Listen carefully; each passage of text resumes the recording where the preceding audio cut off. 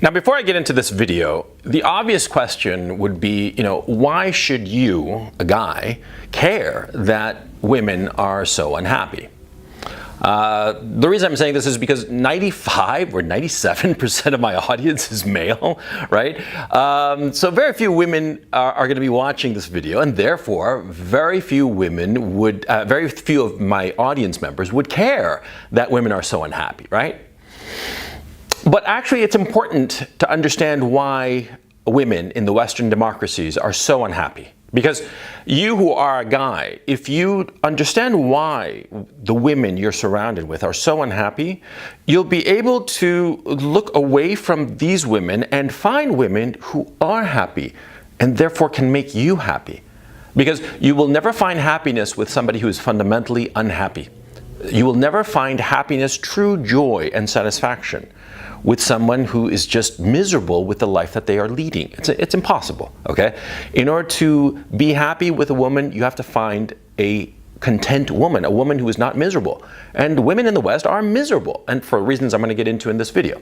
Now, why would you want to find a happy woman? Well, because finding a woman who will be the mother of your children, who will, with you, work to create a family, that's how you find true happiness, true satisfaction. You see, it's all good and fine to say that you're a lone wolf, and a lot of guys can live on their own and just, be by themselves in their whole lives without the company of a woman, without building a family. And that happens. Many men are like that. I was like that for a long time. And then I got to a point where I realized I needed a family, and so I went and got myself a family. I have a family, and that's that. But the point I'm trying to make, is that most men need to build a family because that's what gives them true joy. But you will not be able to build a happy family if you're with an unhappy woman. And so I'm going to explain why these women are so unhappy.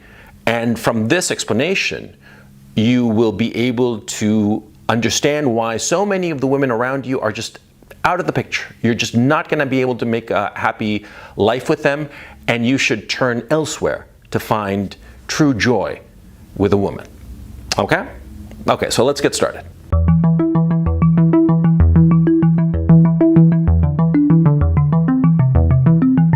Now, it's self-evident that the women of the West are unhappy. I mean, you see, I don't need to point to studies or anything like that. I can point to this. I can point to, how many women are taking antidepressants? How many women are just getting drunk, young women especially, are getting drunk every weekend and drinking during the week, excessively. They might not get, smashed on a Monday, Tuesday, Wednesday, Thursday, and Friday, but they get pretty tipsy, right? And the weekends, well, that's when all bets are off, right? Right. I mean, we all know that. And insofar as drugs are concerned, same thing. See all these women who are so fat? Yeah. I mean, they're at home and they're watching TV and they eat a pint of ice cream all by themselves and then decide that they want a second pint and then a third pint. And by the fourth pint, they're crying into their tub of ice cream, miserable as they're scooping the ice cream into their mouths and becoming these enormously fat women. What do you think that is? That they're happy? That they have incredible joy in their life and that's why they're crying into their tub of ice cream? No! They are fucking unhappy. They are unhappy. And unfortunately, and I hate to say it, but society has made them unhappy. Okay? So why are they so unhappy? Why are these women so miserable? Well, very simple. See, men and women are happy when they are together building a family. Now, this is the natural order of things. And it doesn't matter really if you are a creationist who believes every word of the Bible or a strict atheist evolutionary guy who knows, that it's just, a natural selection. Either course, either explanation leads to the same conclusion. Men and women have been either designed or evolved to be together and to find happiness and satisfaction being together as they build a family. If men and women did not find any kind of satisfaction being together and having children, we would not exist today. Our grandparents and great-grandparents and all the way back, they wouldn't have made it and had the offspring that eventually led to us if they had been so miserable, okay? The natural order of things is for a man and a woman to be together and to have children and to form a family and to build a nice little home and be happy. And most of the times, they were happy. They were very happy. And the proof is in the pudding. Look at us. We are the descendants of generally happy people, okay? Right. Now, today, what's the problem? Well, today, women have been socialized into seeking things that do not make them happy, okay? They seek things, careers, quote-unquote personal satisfaction, all kinds of nonsense that do not make them happy. And more to the point, they have been encouraged not to seek those things that traditionally and in the past have given women enormous satisfaction. And what are those things? Well, having children and a family, you see? That's what makes women truly happy. And I see it all the time. I see where I'm living now, right? Here I'm living in Ukraine, and the quote gender roles are strict. Men are men and women are women. And women care for children and have children. And the women strolling around with their little kids are obviously happy. They are happy with their situation. But in the Western democracies, what's going on? Well, they've been told, they've been encouraged to forgo having children and to focus on their careers. To focus on their careers and their personal development, i.e. their education, in order to improve their chances in the job market, to study more and learn more and more degrees and postpone having children and maybe not even have children for the sake of their careers, to do better as a lawyer or a doctor or whatever the hell, right? Women, and notice, they're constantly encouraged to go into sciences, STEM fields, and all the rest of it, right? What exactly is the point of that? Why are they so encouraged in that direction? Very simple. See, I hate to say it, but feminism, when it came out as an ideology, well, feminism had a lot to do with it, but it wasn't on its own. See, a lot of people say, oh, it's feminism's fault. Feminism did it. Feminism ruined everything. And were it not for feminism, we would live in this Eden of the sexual relationships between men and women, right? No, that's not true. Because feminism on its own didn't do the job of ruining women. What it was a combination of feminism and this neoliberal capitalism that we have. And let me explain. You see, traditionally, in the past, in the Western democracies, men went out to work at the factories or at the offices or whatever, and the women stayed home to take care of the children, right? In more poor communities, rural communities, the women often had to help out, but they helped out around the house. They worked in the home, doing all those domestic tasks and domestic chores, including taking care of the children, of course, that were necessary for rural existence. And the men were out in the field, farming. Right, that's how it worked. That was the division of labor, the gender roles, right? What happened in World War II? Well, all the men went off to war. And so all these factory jobs and all these office positions were vacated because the men were off fighting in Europe and the Pacific Theater, right? At least in the United States. And so because of this, all these women entered the labor pool. People discovered something obvious, especially the people in financial leadership, the oligarchs. They discovered that for many tasks, in fact, most tasks, the situation, the economy, the technology was such that it didn't matter really if it was a man or a woman doing the task. And think about it, like a lawyer's brief. Who cares if a woman lawyer made it or a male lawyer made it? It's the same brief, right?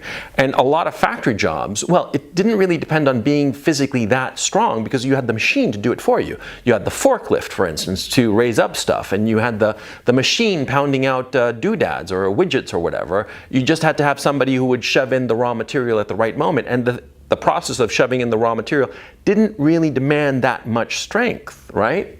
So women could do it. And with that discovery that women could do these jobs, well, when all the men came back from the war, those women were sort of like sidelined. in the economy, right? They went back to having babies, and that's why we had the baby boom, right? They went home, they had babies. You had the whole Levittown explosion of suburbia and all the rest of it during the 40s and the 50s.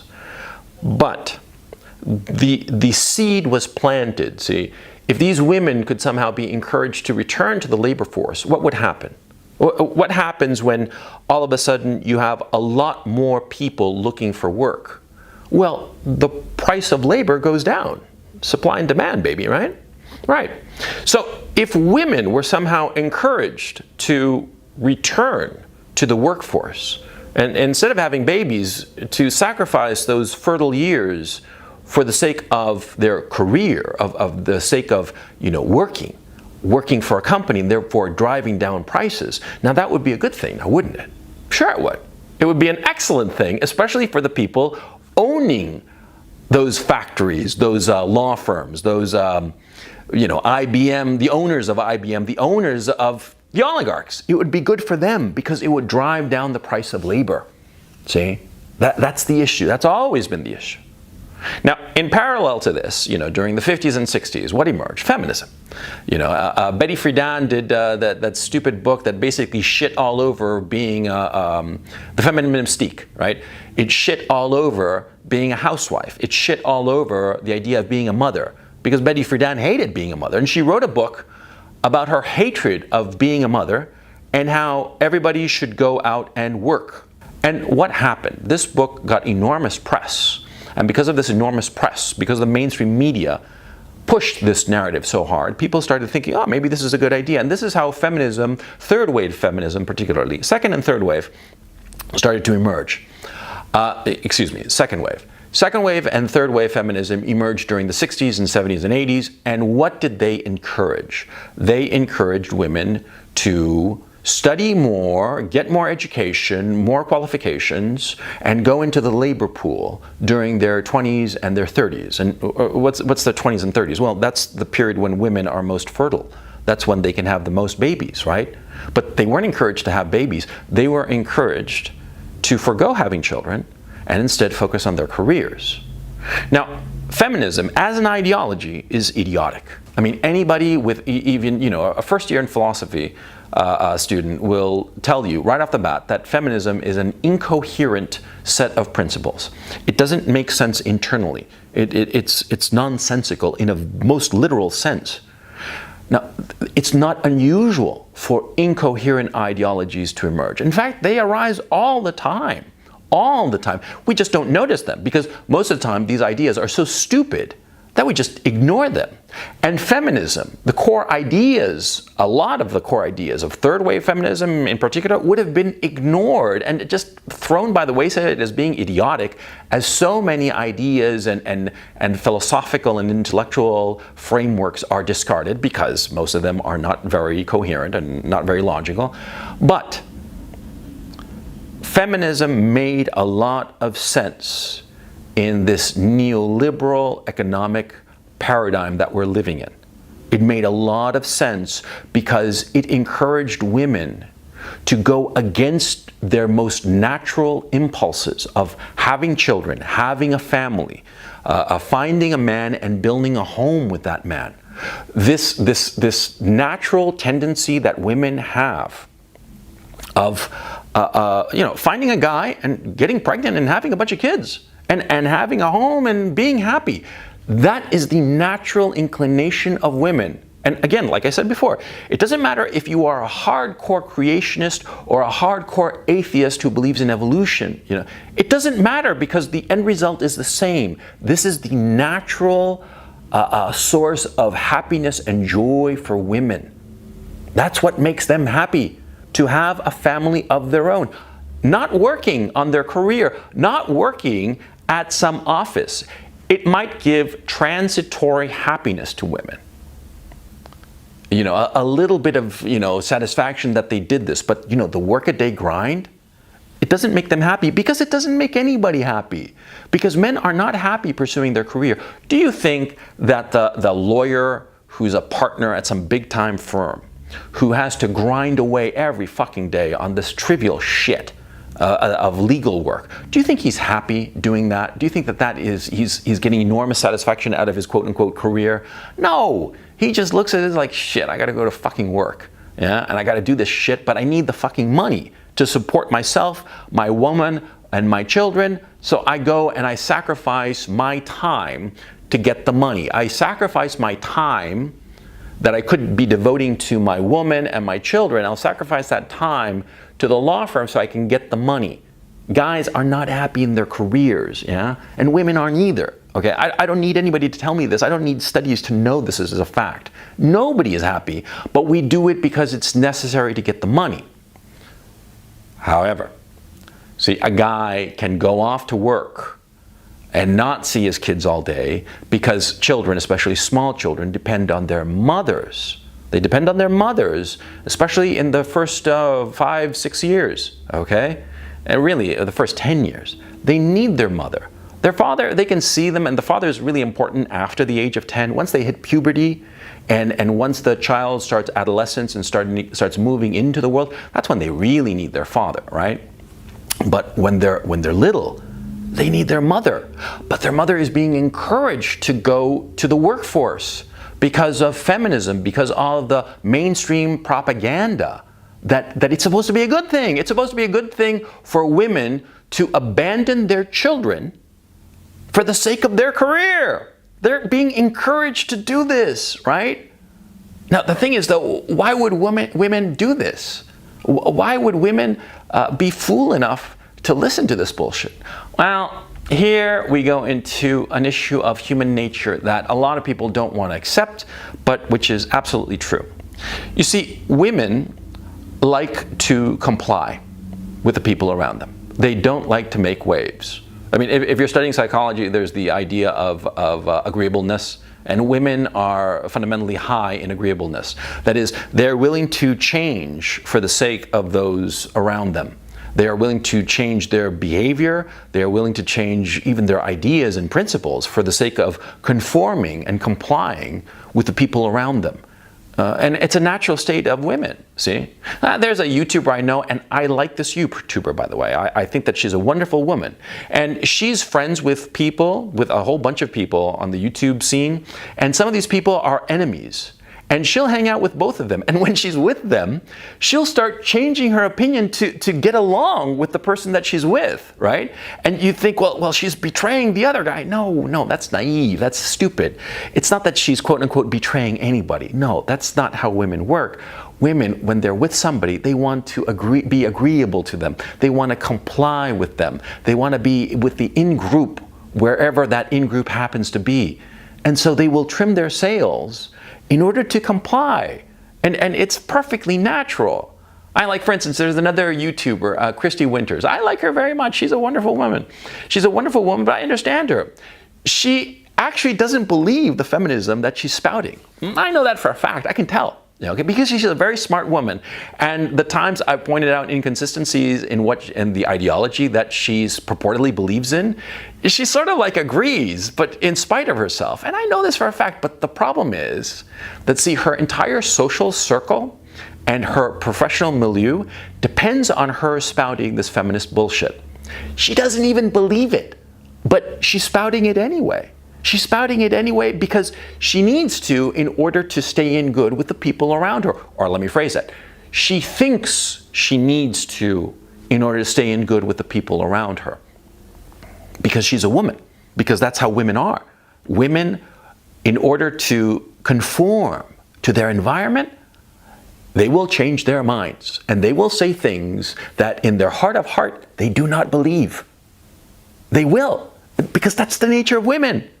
And so what's happened in the Western democracies is that the educated women who were force-fed this feminist ideological bullshit, well, because most women are compliant by nature, high in agreeableness if you're a psychologist, well, because of their willingness to comply with their environment and the people in their environment, they lapped up this feminist bullshit that was encouraged by oligarchs, that was encouraged by neoliberal economic policy in order to bring in more women into the workforce, in order to lower the cost of labor.